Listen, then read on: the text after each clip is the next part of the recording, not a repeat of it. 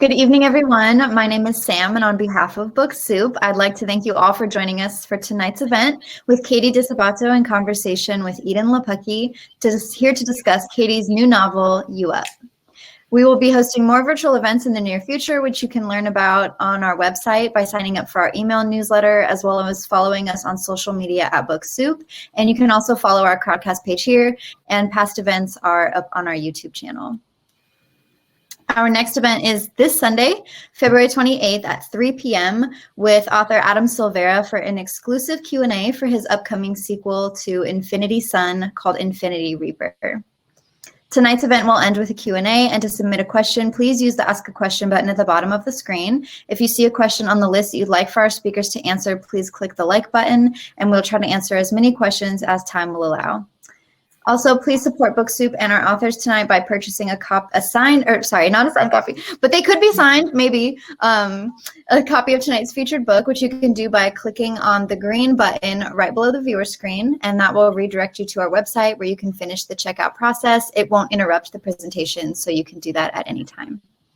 And with that said, let me introduce our guest for this evening.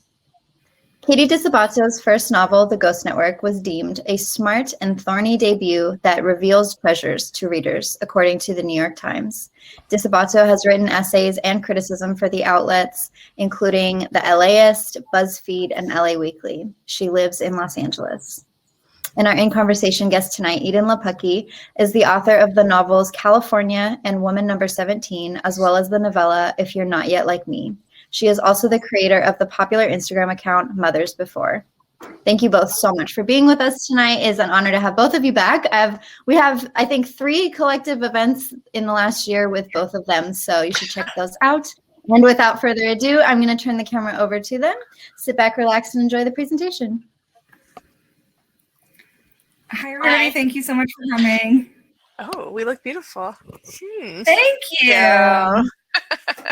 Thank you on our nice shirts. We did wear matching blue. Yeah, thank you so much to Book Soup for hosting.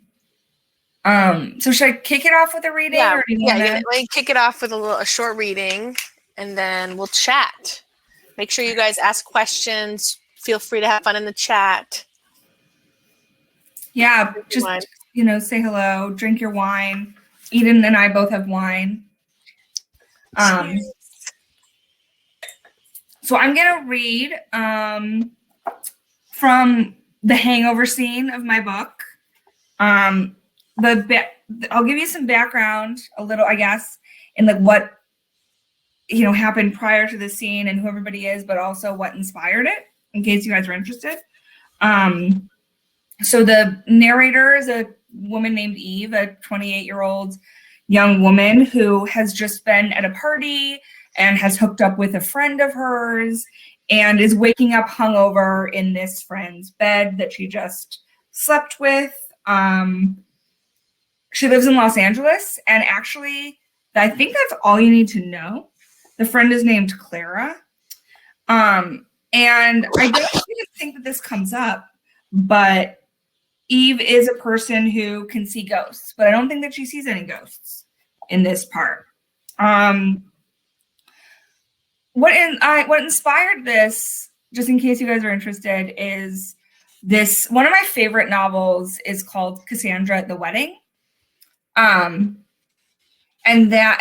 can't remember, it's Dorothy Baker, but I can't remember what year it originally came out, but it's a New York Review of Books Classics re-release, and that's how I read it.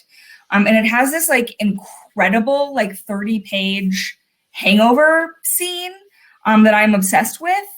And it was like the first kind of like written description of a hangover where I'm like, this is exactly what it feels like to be hungover. And so I knew that she was going to be hungover, and I was like, it's not like a copy of that scene in any way, but I wanted this like vibe of like what it really feels like to be hungover. So there's a lot of sensory detail. So I'm going to get started. So I knew I was hungover before I was really awake.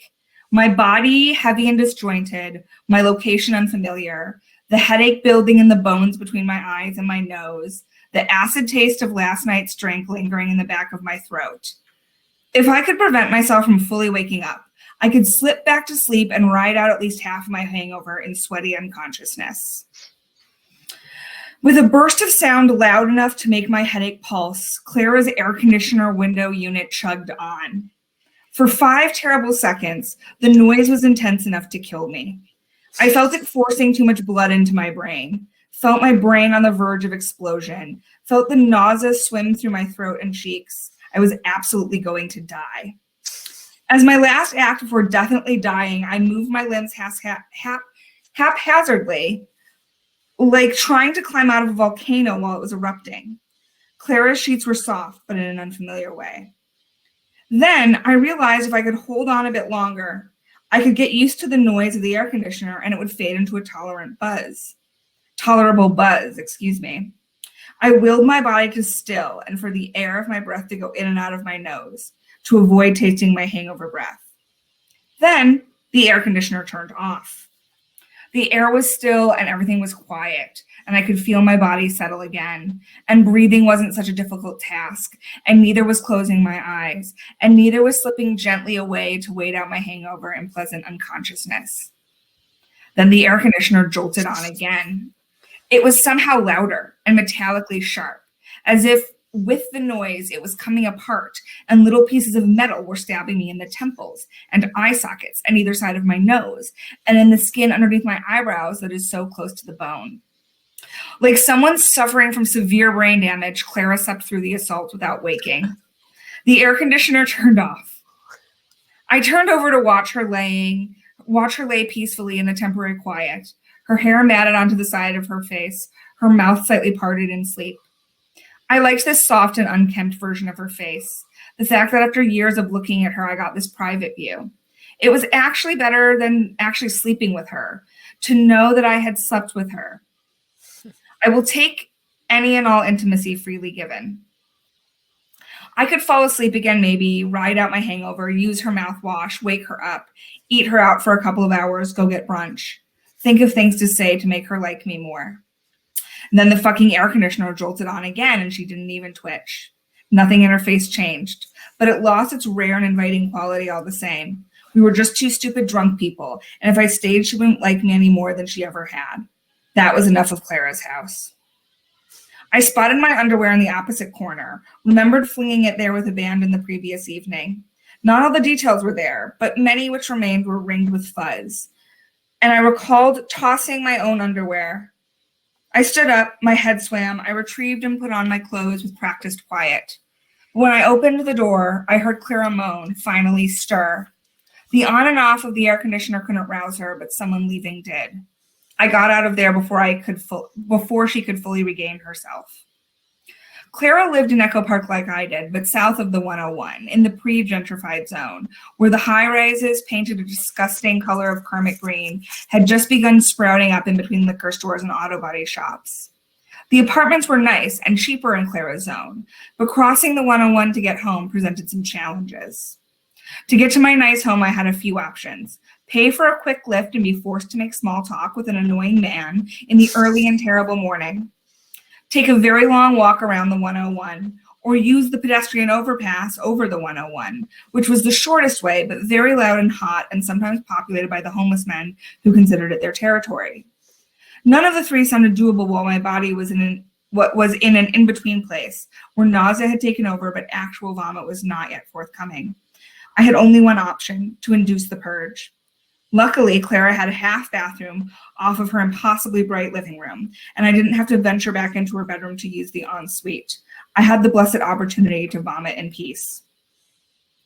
The half bath was speckled with indigo blue like the rest of her apartment, blue in the towels, blue in the curtains.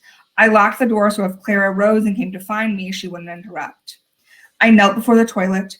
I checked the pointer and middle fingers on my right hand for embedded dirt, and finding them clean, I delicately inserted them into my mouth and buried them snake-like into the hot wet of my pulsing throat. The gagging came easily, the retching came quickly, and I threw up only the fuzzy aftermath of beer or liquor, barely a hint of enchiladas, eaten so long ago they were a non-factor. I felt better than I had all morning in the throes of my purge. The nausea faded out, my body cleaning itself, depoisoning itself, taking care of me, making me ready for a new day. When it was done, I stood shakily and gripped the sink, turned on the faucet. I sloshed some water around in my mouth, rinsed once, rinsed twice, then swallowed a few gulps. The nausea was temporarily abated. It would be back for sure, but I had enough time to get home before it got bad again.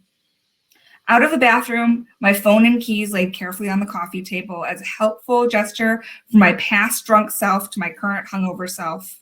My boots in a little neat pile near the door. Then out the door, down Clara's small staircase, past her gate, and out onto Cortez Street. I'll stop there. And I'm drinking. But we're grown-ups, and tomorrow morning we'll just be fine. It'll be fine. I'm going to have one glass of wine. Thank you for that. In case there's anyone, Darcy wants to know how we can drink and listen to that at the same time. Everyone's loving reading about vomit. Tess is eating. I warned you. Let's start from the beginning here. Will you just, in a couple lines, tell us what You Up is about? Sure. You said we know it's about Eve. She lives on the east side. Yeah. So the plot is that Eve's best friend, whose name is Ezra, gets broken up with, and then goes like dark. Doesn't respond to her texts. Has deleted all of his social media feeds. And Eve is worried about him, and so she spends the weekend trying to find him. And the book takes place over those 3 days. In addition, that weekend happens to be the anniversary of their friend Miguel having committed suicide. And so it's a very intense weekend. And because Eve can see ghosts and interact with ghosts, she's also texting with Miguel and talking to him all weekend long. So that's kind of the plot. But the sort of like what the novel's about. The deeper subject. The deeper subject. The deeper subject of the novel is really about like not being able to let things and people go, not having good boundaries. And it's really about like a lot of people who are in their late 20s who have pretty toxic friendships. And I didn't come up with this, but I think a review said this, which was great, which is like, it's about what happens when like your coping mechanisms stop working, especially when those coping mechanisms are like actually destructive to you, like drinking and doing a lot of cocaine and stuff like that. Not a great coping mechanism. I like to hear, this is sort of a softball question, but I always like to hear what was kind of the first vision you had that made you want to write the book. Like, what was the first little tiny thing that you had that little buzzy feeling inside that you were like, oh, I'm going to write it? Yeah. I have a short answer and a long answer. Which one do you want? I want the long answer. Okay. So the long answer is that when I first had the seed of the idea for this book, I had been working on a different project for about 2 years. And that project just never worked, you know? It never became less messy. The characters never started working. I think, Eden, you read some parts of that. The Topanga book? Yeah, it's like the Topanga Canyon. It was like a witch book also, and it was a Topanga Canyon book. And I just like worked on it for 2 years and never really got anywhere with it. And so I remember I was on an airplane.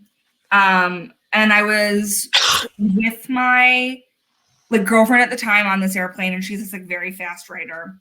And I had this idea. It was just like, I was like, what about a book that takes place like kind of in real time over one weekend? And it's this, and the thoughts I had at the beginning were, it's a girl, her best friend disappears. It's about how social media can make you feel emotionally crazy.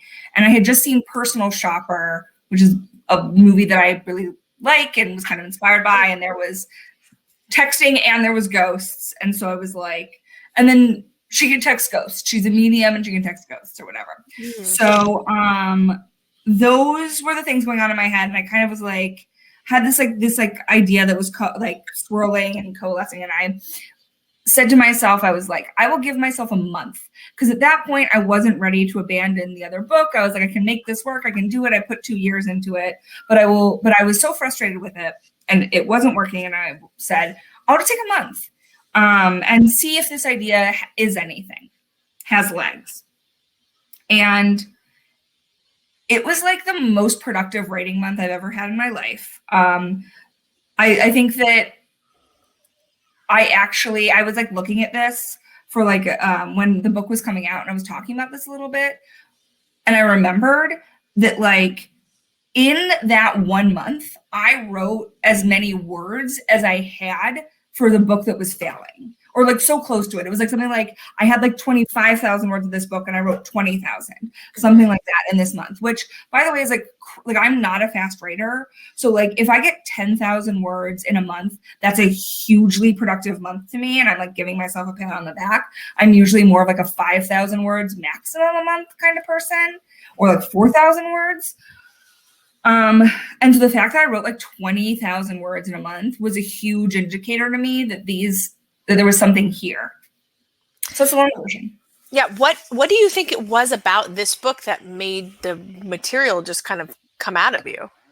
Like, was there something that felt effortless in the way that the other book didn't? Like, what elements of this book just kind of happened? I always say every book gives us a gift. Yeah. Maybe more than one. I think what actually made this book effortless was like, that like kind of like old thing that people used to say about musicians, where like your first album is like your whole life up into that point, and then your second album is just like this like period of time after, and it like isn't, and like it's supposed to be like not as good because there's not as much material. Mm-hmm. I think that like what actually happened is there was a lot happened in my life in the 2 years between when my first book came out and when I started writing this one. And I started using that material, like the things I've been thinking about, the things I was interested in, the emotional experiences I was having became helpful in figuring out the emotional experiences for these fictional characters. And of course, like this book takes place in spaces that I was spending a lot of time in at that time. And so I think the big difference between that book that wasn't working and this book was that like that book, I wasn't using anything from my emotional experience. And this book, I was pushing that emotional experience into fiction. And that gave me a lot of like material to work with. Yeah. And also the way that it's formatted, the structure of it being just like almost every moment is accounted for over a 3-day weekend. I was always like, okay, well, what would she do next? And it was very easy to figure out what the next scene would be. Because it's like, if it's 6 p.m., she's gonna be hungry for dinner. You know what I mean? Like, so there's not this like thing in my head where I'm like, okay, so like, what's the next thing that she's gonna do? I'm like, oh, well, she's gonna go to dinner. And just having that, like, just from like a craft level, having the framework of like, she's gonna be at dinner gave me a place to be like, okay, it's like, what's happening to her emotionally right now and in her arc that needs to come out at this meal? Mm-hmm. And it was easier to find that once I already knew that she was going to be at dinner. And like, it was like half the work was done very automatically. And so it was like easier to get the rest of it done, if that makes sense. Yeah. I wanted to ask you about, I guess this is kind of related to the weekend as a framing device, or, part of the setting. When I teach setting, I just taught setting to my students, and we talked not only about place, like the place being huge in this book with LA, certain neighborhoods, certain bars and restaurants. That's very evocative in the book, but also the length of time that passes is also part of setting. But I feel like it gives the book a really fun pacing. And I think that you love plot It's why I like to read your work and why I like to talk about writing with you, because I feel like plot is important to you and you like things to happen. And both your books are essentially mysteries. Yeah. And so I wanted to know a little bit about how plot plays into your writing process, what you think plot is, why does it matter to you, what does it mean to you, and how you make it happen. So I would say that like plot, first of all, I'm just like a person that like likes a good plot, like whether it's what I'm reading or writing or viewing or consuming, like I like an interesting story. And so that follows the kind of like write the book that you want to read kind of thing that people often say. So it's one element. The other thing is that like I use plot to reveal character, you know? So it's like Eve is this person, for example, who has pretty bad boundaries with her friends, who is kind of having this like anxious spiral and bender this entire weekend. But like understanding like the way that her anxiety presents, what it means for her, what that means for her as a person, how that you know, how like maybe stuff from her past would have informed her response here. All of those like elements of who the character is as a person came out of this plot element of her friend, you know, like disappearing on her. And for me as a writer, without like the plot elements, I don't know how to get at who the person is, right? Because to me, I guess when I think about a person as I'm building a character, I'm like a person is a reaction to something that's happening to them. Mm-hmm. And I don't know if I would say that that's like what I think a person is, but as I'm constructing a character, that's what I'm thinking. Mm-hmm. And so it's like a different, like the fact that Eve decided to like, for example, there's a period in the book in the relatively early beginning, this isn't a spoiler, where she like isn't hearing from the friend. So she like decides, she's like, I know where he keeps his spare key. I'm just going to go in his apartment. Like some people wouldn't do that and some people would. And so part of building the character was being like, I want her to go into that apartment. Is that consistent with the character I've built so far? Kind of, yes. What does it mean that she wants to go in the apartment? And so in the first draft, thinking about these plot elements, it's like it goes hand in hand with figuring out who the person is. Mm-hmm, totally. I always think I'm always kind of in awe of people who write sort of books that are lean on plot. Like I kind of wish I could write that kind of book, because I don't know how they do it. I don't know how they sit down. They're like, now I'm going to describe the room. Okay. Do you write in order? Did you write this starting on Friday or is it start on Friday? Yeah. Did you have it start on Friday? You're like, this is the beginning and I'm going to write in order. Or did you kind of jump around? Yeah. This book was mostly written in order. There were a couple of scenes that I sort of knew I was going to write at the end and ended up writing at the end. And that had to do with like having certain like types of research that I had to do. And so I wanted to write a version of the scene without doing the research, just to keep up writing momentum, and then knew I would do research. What kind of research did you do? Well, for each of the like scenes where she's with the shaman, one in the crystal store and then one at the end, I wanted to have them be like relatively authentic to what those would be like. But I had to do some field work. I had to do some field work. I had to go to healing and stuff. I've only done a shaman workshop at Two Bunch Palms. That's the only place I've ever been. So I was like, I've been to this glass house, and I knew exactly where. But you knew the house, yeah. I have like a tattoo from a shaman experience that I had at Two Bunch Palms. You know my spider tattoo? Do you not? That's from. Oh yeah, because that was your spirit animal. That was my spirit animal. Yeah, I was sort of turned off by her because she kept saying spirit, like she was referring to the higher being, and she was like, well, I'll be driving and spirit will say, and I was getting irritated by her. I was like, can you just say the spirit or my spirit? Yeah, the shaman was saying this, and I was offended. I was this spiders are the animal guides for writers. Yes, they are. Yes, that is Read one a of web? the things that I learned after know this. that. I'll say I went to this animal, like this like find your spirit animal guide. Yeah. My mom actually my mom read me that fable when I was a little kid. But no, I went to this like find your spirit animal thing, and I was like very skeptical. And then the shaman was like, not everybody finds your spirit animal, so don't force it. And I was like, that's gonna be me. And then she was doing the thing, and she was like, okay, now you're like doing the guided meditation. I was sitting there, I was still feeling kind of skeptical. And she's like, now an animal is gonna walk up to you, and like this, and like a spider, like this like very specific spider did this like immediately. And I was like, oh shit, I guess it's okay. I guess I have a spirit animal. I guess it's a spider. I wanted to know about the witches. Have you always been interested in witchy things? Are you yourself a spiritual person who's interested on that plane? Are you skeptical of it? Are you a witch yourself? Tell me about your interest in witches and ghosts. I would say that I'm actually not a very spiritual person.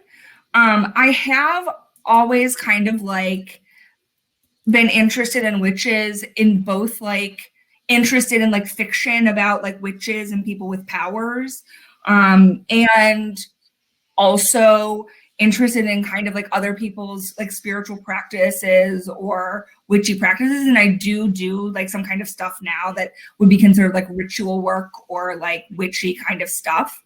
I'm a really big enthusiast for astrology and tarot, and I think of them as ways to kind of like, I don't think of them as like divination tools, but I definitely think of them as like ways to think about yourself that allow you to tell yourself stories about yourself that help you to understand who you are and what you're reacting to and what your truths are. But it's like not a threatening way. It's not like going to therapy when you're having to like tear your chest open and dig everything out and like be like, oh yeah, like this childhood trauma does still inform the way that I talk to my boss and all that stuff. You know, it's a way to be like, I'm a Cancer, I like to cry. You know, it's like, you know, and so instead of being like ashamed of the fact that I like cry and it feels good, I can just be like, I'm a Cancer, so duh, I cry. So it's I think of them as like very powerful ways to like understand yourself, talk about yourself, and learn more about how you want to move through the world and interact with other people. One of the great things about astrology is like you can do that like, what sign does my sign match with? And that's a way to like just start thinking about like, what qualities do I want in a partner? What qualities do I want in a friend? Which are things we should be thinking about, but are sometimes hard to think about. Sure. When I was reading the book, I felt like some of the best scenes are the scenes where there are ghostly presences. Like early on in the book, this is when I was like, oh, Catie knows what she's doing, because she's like the first morning after the very beginning of the book, she like spends the evening with Ezra and he tells her he broke up with Nasli. And then the next morning she runs into Nasli at the cafe. And that was the first like, oh, good plot. Like, oh, she has to like talk to her about how she broke up with Ezra and how they're feeling. And then when they're in the cafe, there's like a spirit there who's like around and senses that they're there. And there is such a strong energy. And there's a ghost that keeps coming back. And then, of course, there's Miggy, her friend who she can text with. And it has such dramatic power, and it's so fun to read. Did that stuff just like happen, or did you feel like you had to massage it a little bit to get the tone right? How did you deal with it? A little bit. I mean, like everything's revised, right? You know, like the first versions are not the versions that ended up in the book. I guess what I'll say is that like a lot of the stuff I consumed when I was like younger, consumed when I was younger, started consuming when I was a teenager and continued to consume until this day, are and especially when it comes to like TV shows, but also books, are things where the genre elements are very much specifically designed, often in very sophisticated ways, to like get at a real emotional truth for the character. Like, this is like a super weird example to bring up, but it was like something I spent a lot of time with as a kid. So like, sorry, but like Buffy is like the biggest example I can bring up right now. Like, and it's like a bad political time to do it, but like my love of the text is more important than what a bad man did. So putting that out there, but like, you know, like there's a, this is like a simplification, but like there's a moment where like, you know, the character like really like gets a new haircut, and that day like becomes invisible because of like a genre reason, right? Like a plot reason. And she just really wants everybody to like see her new haircut, and they can't because she's invisible. And it's like this, it's like a very like powerful emotional thing where she was like, I'm taking control of my life again. I'm going to get a haircut. I'm going to be cute. I'm going to be hot. And I'm going to be like the me that I want to be right now. And then bam, no one can see it. And it starts out kind of funny, but then as it goes on, this episode goes on, it like becomes like really kind of tragic and devastating. And so you could have like a realistic like realism show where a person gets like her haircut and no one notices or whatever, but the genre element ramps it up for me and creates these like really high stakes that I find really pleasurable in fiction. I like the stakes to feel like heightened often in what I'm writing, like heightened above real life stakes when like in what I'm writing and what I'm reading. And so for me, like in some ways, like having her be able to see ghosts, having Eve be able to see ghosts in the book is this really simple thing, which is that like Eve has a really hard time letting go of anything. She's got anxious attachment. She has trouble giving people space. She has trouble letting people go so that they can go do what's healthy for them. So like someone that like has a hard time letting go, she sees ghosts who did not, you know, like it's not very subtle. but it works. It totally works. It doesn't feel like only a metaphor though. It feels like something that's part of the plot and yeah. It's a literal truth that she sees ghosts. Yes. And that has affected her for her whole life. Mm-hmm. And I think has had a profound effect on her development. It's kind of like, but at the same time, there is this like genre thing that I'm doing. Yes, totally. I forgot my question all of a sudden. I did want to talk about grief a little bit because this really is a novel about a group. I thought the ending is really beautiful. I'm not going to say what happens, but it's this group of friends who are getting together. You know this from the beginning. The group of friends are kind of reuniting in Palm Springs where their friend took his life. And there is something really moving about a group of friends grieving for one of their members who's no longer there. And this sense of like, oh, well, he was my best friend, so I am entitled to more grief than you. And then this question of she can text him, but she can't really tell anyone that because they would want to text him too. And she has to kind of keep him close. So have you ever written, like, has grief been a topic for you? Was this do you have a lot of personal experience with grief? I don't want to get too prying here, but I'm just curious how you kind of mind that topic. Yeah. So I'm lucky enough that like, while I've had experiences with grief, that this is not, and I'm not writing from experience with this one. I think that my biggest, I was relatively affected by a cousin of mine who committed suicide when I was a teenager, somebody that I was pretty close to and felt a kind of connection to. I was also pretty connected to the fact that, just because of the way that like the age that I was and his parents and my parents and the way they kind of give information, I was not really aware of the extent of his mental health issues. Mm-hmm. And once I learned of them, it felt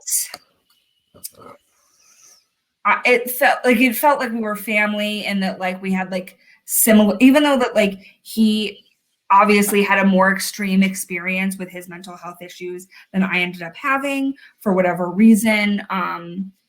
It was I realized after he passed that we were more similar than I knew.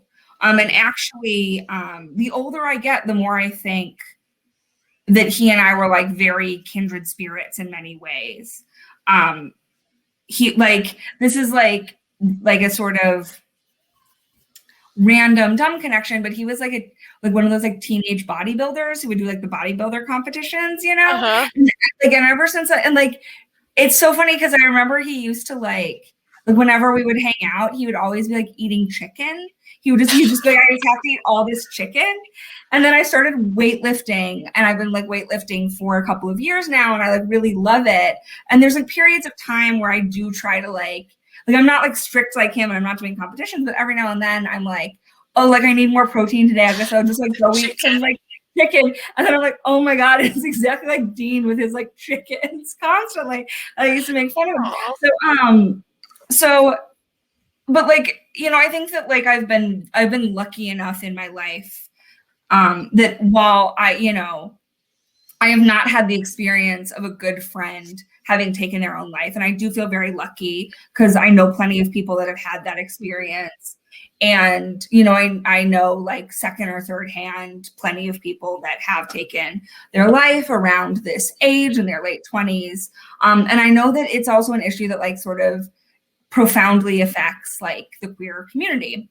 And so when I knew there was going to be a ghost and one of the ghosts was going to be her friend, I think that, you know, it's like that thing I said where it's like I took a lot of like these realities of my life of like the like understanding of like what an experience like friends have had, understanding of my past experience, understanding of like the experiences of the queer community. Like it's not a mistake or a random fact that the friend that killed herself was like a gay man versus like her straight friend still being alive, right?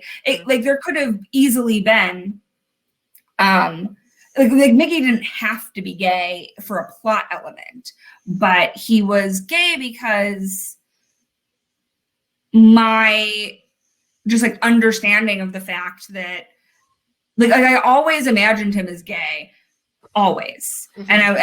And there was like but then later when I'm thinking like, why did I make that choice? Like, where did that come from in the soup of my brain? Like it probably came from me being like, oh yeah, like queer people like have higher suicide rates. Yeah. Even though like, was it hard to write scenes of, I find difficult, I think you said in your last event, like to have your character like be in their body. That's really hard, of like how do physical sensations feel. But I also think it's really hard to write like heartbreak and grief and loss without it being cheesy or to express that loss. I think you do it so well in this book. Yeah, I think that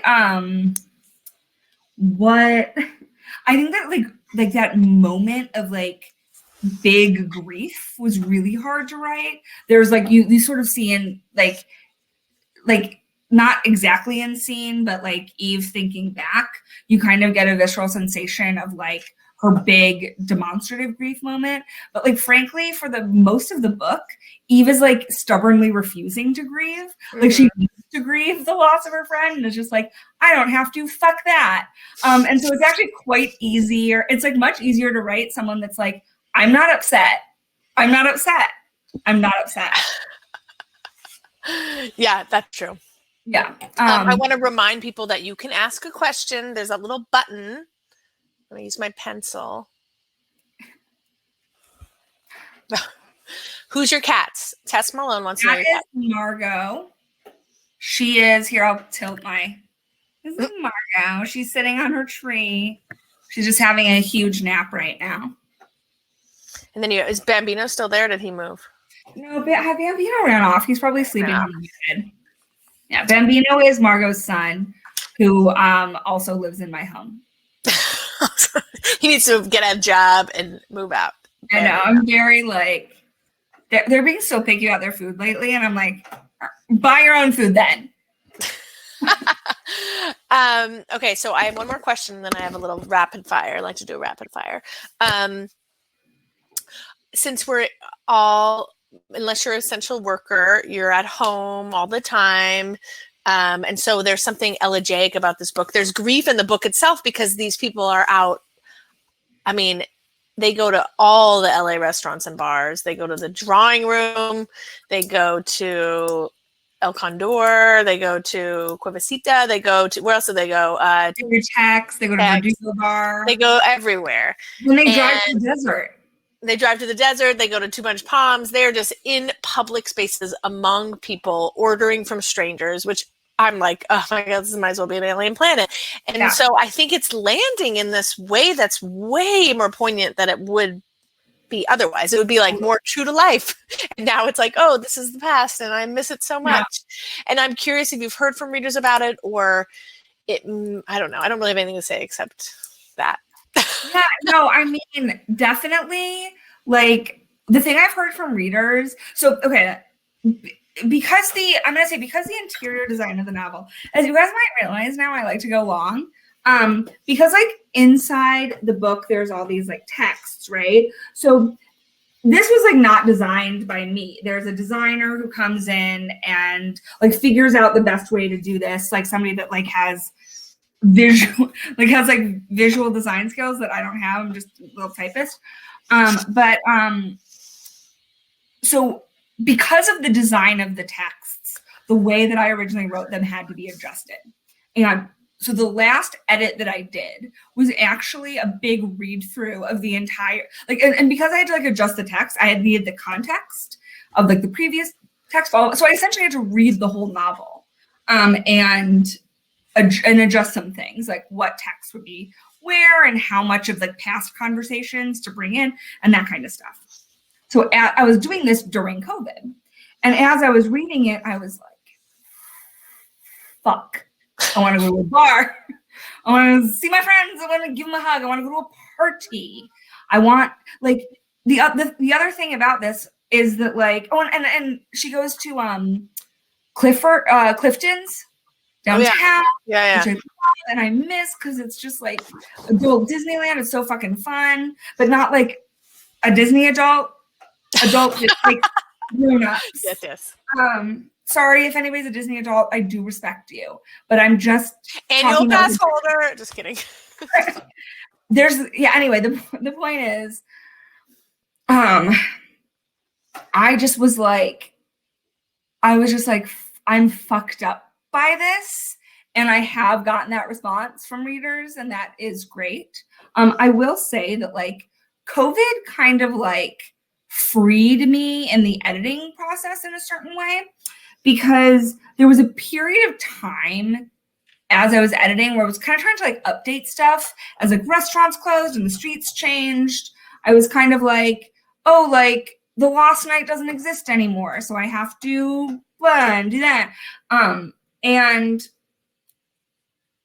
the COVID made me realize that not only was this, like, a pre-COVID novel, but it was a pretty obvious, like, Trump era novel. You know, like, that's kind of what was going on politically and stuff like that. And so I stopped having to kind of, like, update the city streets and update the blocks. And I'm not exactly sure where I stopped, but so, like, this is like a 2018-ish kind of time period. And that really freed me up from having to, like, be like, the minute someone opens it, it needs to feel exactly like Echo Park right now. Because, of course, it's not going to, because, you know, even especially as I was doing that last review, it was a period of time in COVID where the restaurants weren't open and people weren't going out. Now it's a little different. You know, as you're walking down the street in Echo Park, there are people out on the street. There are people going to restaurants outside. And so it's obviously still a very different vibe, but, like, yeah, it kind of just, like, freed me from like having to be like, this must feel like you could be doing it right now. Yeah. If you could go to a restaurant right now, what would it be and what would you order? Okay. I know exactly what it would be and what I would order. I would go to Speranza, which is not necessarily the best food in LA, but it definitely has incredible ambiance. I would get... It's like, for those who don't know, it has a outdoor patio. My friend Charlie White was always like, this is an Italian restaurant in Berlin. which I thought was a great description of it. It doesn't feel like a trattoria. It has an outdoor patio. So the reason that I want to go there is because it can do something that I can't do myself in my house, and also I can't get as a delivery, which is they have this like branzino, and they do that thing where they like slice the little spine out table side and just like give you like a perfect boneless thing, but it was cooked as a whole fish, so it tastes like that and it's just perfect. And then they have a side that's just like frozen peas, which are like pea, not frozen. They're cooked, they're hot. But it's like what I would do is I would have to like put frozen peas in a bowl and heat it up. And so like the thing is like you can get a lot, you can do a lot and get a lot of stuff, but like I just want somebody to like sluice the spine out of a fish in front of my face and then put it on the table for me. Is that too much to be asked? It's true. Well, I know. Well, they only have wine there, so you would have to order a wine. I would have to order a wine. Is there a cocktail that you are just dying to order somewhere? Okay, so here's the thing: is I used to go out and I would get like classic cocktails, but in COVID, I have learned to make classic cocktails myself. What I need is like complicated shit that I can't make because like the chartreuse. That's what I want. Or whatever I want to. Okay. So the fun thing that I miss that's so fun is at El Compadre when they set the margarita on fire. Ooh. I want a waiter to bring me a drink that literally has a flame on it. But what I'm thinking of is I want to go to a tiki bar really bad and have them make me like some blended thing with like a nut, like a sort of nutty undertaste from some liqueur with like 17 ingredients. You have no idea. Like I don't have rum in my house. Like ew. But I want like a big tiki thing that's like way too complicated for me to make. I think that's a good idea. Okay, I'm going to do rapid fire. First okay, of all, ready. This is the introduction. Did you hear about Lady Gaga's dogs? I did. So for those of you who don't know, do you want to tell the audience? Patrick told me this right before. He wants to know your opinion of it. Her dogs got kidnapped and her dog walker got shot, and she gave a huge reward. I think that is. They think they wanted her dog specifically. They knew they were Gaga's dogs. Yes. No. Why would you shoot a dog walker for dogs? What kind of dogs are they? What do I think? I'm appalled by this behavior. What kind of dogs are they? Do you know? No. Mm-mm. You call yourself a fan. What's your favorite Lady Gaga song? Bad Romance. Oh, interesting. Frenchie. One of the best pop songs of all time. Tell me about your interest in natural wines and what's your favorite one? My favorite natural wine that I've ever had is something called it's the winemaker is called Le Raisin et l'Ange, which is bad French for the raisin and the angel. It is the name of the wine is Hommage au Robert, and they used to have it by the glass at L&E and also at Atrium, and I would just go to just have a glass there. Because like you could get it bottles for a while. What kind of wine is it? What was it? What red wine. It's like an acidic red, like a robust. I don't know. I loved that wine. But I drink natural wine because it tastes better and because conventional wine makes me like really sick. Like that hangover is based on me just like drinking like Whispering Angel or some shit. Like I have to admit that when I read this book, I'm very square. I was like, I think you've had too much to drink, Eve, and I really wish you would order something nicer. Yeah, no. Eve drinks too much and the worst shit. Absolutely. Yeah, that's how you know she's just self-destructive. Will you talk? I know that Eve, I know you named Eve after Eve Babbitt. Will you talk a little bit about her and why you like her work?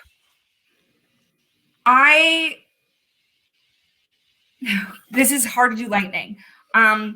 Eve Babbitt's is a writer that I not only admire the work, but I identify with her as a person in her life. When I first came to LA, the quintessential like female LA writer was Joan Didion. Love Joan Didion's work.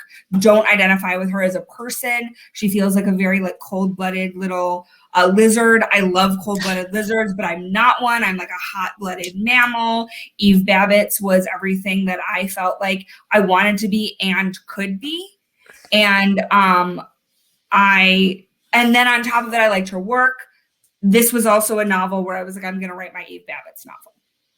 In what way? In the like group of people partying kind of way? Yeah, it's a society novel. It's just that this is what society looks like in LA now. And she did society novels that were like going to parties and hanging out.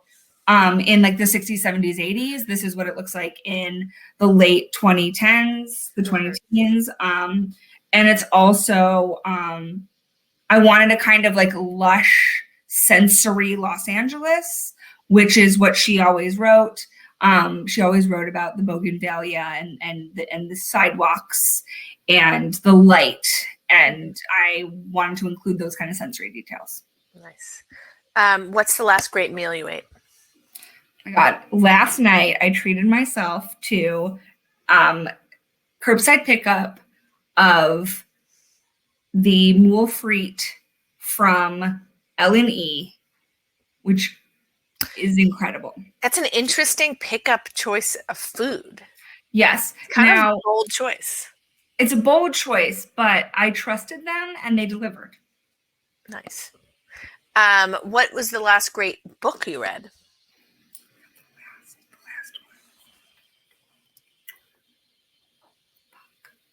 I'm trying to remember it's like a mind game. It's like what was I like. know, What sorry, I don't mean to put you on the spot.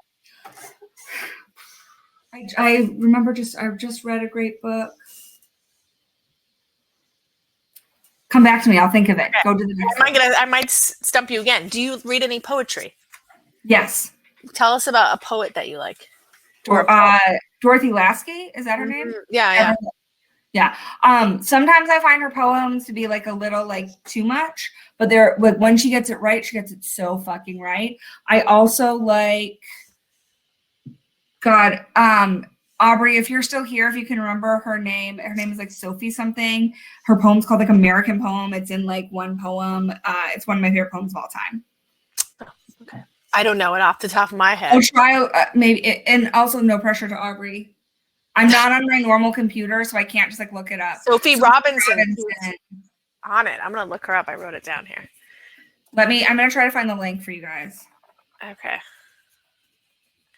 That's the end of our lightning round. I found it. I have this bookmarked, but I'm on my work computer, not my normal computer, so I don't know my bookmarks. Thank you, Aubrey, so much. Is this it? Oh. Yes, that's it. I love it. This is my favorite poem. And Aubrey, who is in the chat, who said it, sent it to me originally. Ooh, okay. I'm gonna read this after really good. Kids go to bed. Sometimes I cry when I read it. Ooh, love it. I know. Is there anything else that we haven't discussed that you would like to chat about? I'm good chatting wise. No, everyone is so quiet except the little chatty chats. Anybody have a question? Yeah. You guys all talk about literally anything. Oh, called Rabbit. Thank you, Aubrey. Yeah, guys, when you click purchase you up here, you absolutely are required to purchase you up, but I do think that you could potentially search for other books. And if BookSoup happens to have this one in stock, we should try to sell them out of it. But I don't know. It's a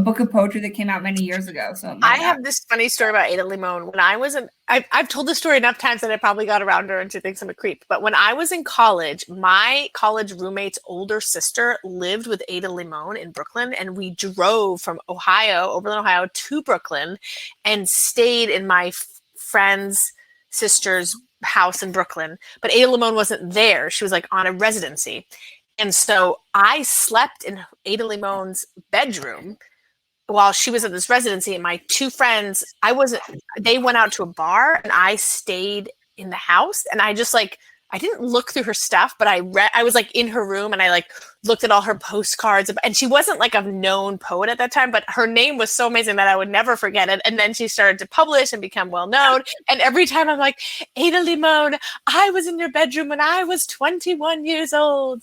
We never met, and I can't wait to meet her someday. This has nothing to do with poetry, but I have a friend in Brooklyn who lives in Allison Roman's old apartment, and at the beginning of COVID, and at the beginning of COVID, he took me on like a tour of his kitchen, and he was like, and it's like a guy, you know, it's like a straight guy, so he's like, guess who bought this pot, and would show me a pot, and everyone that was like a dinged up like plastic thing from like Target was like him, and then he'd show me like a beautiful cast iron skillet. I'd be like, oh, did Allison leave that one? We did a little game. Was it a joke, or did she really leave her nice pots for him? Well, she like left. I think that she had so many nice pots that these were the nice pots she didn't want, and she like left it for him. Yeah. Oh, that's nice. Yeah. Oh. Well, I don't have any. I'm out of questions because I just assume you losers would at least ask 15 minutes worth of questions. So it's your fault. It's also 6:57. How far? These are my friends, Eden. They're mine too. I'm just kidding. I want to say congratulations on your book. I think it's wonderful. I had read most of it in different forms, and then I got it, and then I read it like in a weekend and was texting you. I like page turners. And I was laughing. It's so funny. There's so many funny lines in this book. Well, thank you guys so much. Thank you guys so much for coming and for doing your chit chats and just listening to me talk too much. No, and amount. What you do, Sam, come back. Yeah. Don't forget to order Woman Number 17. That's my book. I would no, like seriously, you guys, that book is really good. It also really feels like LA. It's like the Hollywood, it's like the hills above. They could be a nice conversation with each other, even color-wise. They could. Like it could be. Yeah. And truly, you know, Eden, I'm just gonna say this. It's like you do these kind of like very atmospheric literary novels, but you do in some of your novels bring in these like really interesting genre elements. So if anybody hasn't read California, I also think that we are at the point in the pandemic where like it won't be too triggering.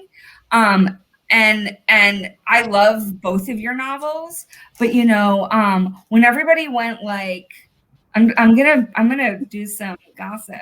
When everybody went like crazy for Severance, I was like, Severance is great, but it's no California.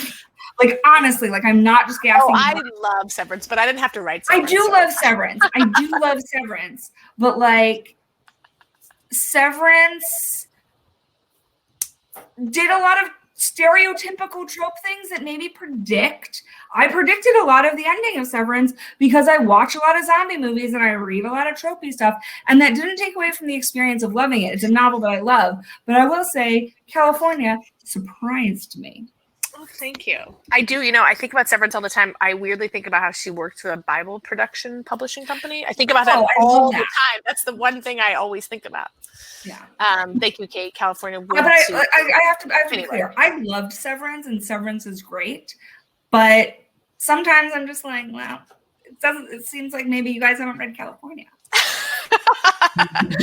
Oh, you joke. Well, thank you. Don't forget to buy Katie's book. Green button right below. Katie, my button is blue, just by the way. Oh. I have a PC though. Yeah, I'm on a PC and my button's green. Oh, I'm just a special person. I think the color settings might be or off. I mean, I don't know anything. Anyway, go on. Sorry, do your work. Do the work. I was just going to say, Katie was on our bestseller list this week, so let's keep her up, or last week. So let's keep her on the bestseller this week and get your copy. I can't wait to read it, so I'm going to get my copy. And it sounds like a lot of fun, and this was a super fun conversation. Thank you both so much for coming back to Book Soup and being with us. And for everyone in the chat, thank you for being so active. And yeah, everyone have a wonderful night. Take care of yourselves. Thank you, and congrats again. Good night.